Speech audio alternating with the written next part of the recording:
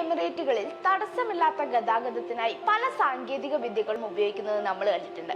ഇപ്പോഴിതാ ഷാർജയിലെ ഗതാഗത കുരുക്ക് തടയുന്നതിന് വേണ്ടി ആർട്ടിഫിഷ്യൽ ഇന്റലിജൻസിന്റെ അതായത് AI സഹായം കൊണ്ടുവരാൻ തീരുമാനിച്ചിരിക്കുകയാണ് അധികൃതർ. AI സംവിധാനം ഉപയോഗിച്ച് 48 ട്രാഫിക് സിഗ്നലുകൾ നിയന്ത്രിക്കും. ഇതിലൂടെ വാഹനങ്ങളുടെ ഒഴുക്ക് 30% വരെ വേഗത്തിലാക്കാൻ പറ്റുമെന്നാണ് അധികൃതർ കണക്കുകൂട്ടുന്നത്. ഓരോ സമയത്തും കടന്നു പോകുന്ന വാഹനങ്ങൾ നിരീക്ഷിക്കാനും വിലയിരുത്താനും സെൻസറുകളും ക്യാമറകളും അടക്കമുള്ള സംവിധാനമാണ് സ്ഥാപിച്ചിരിക്കുന്നത്. ഇതുവഴി സിഗ്നലിന്റെ സമയം ക്രമീകരിക്കാൻ സാധിക്കും. AI തുടർച്ചയായി വാഹനങ്ങളുടെ ഒഴുക്ക് പഠിക്കുകയും അതിനനുസരിച്ച് ട്രാഫിക് കുറയ്ക്കുകയും ചെയ്യുമെന്നാണ് അധികൃതർ വ്യക്തമാക്കുന്നത്.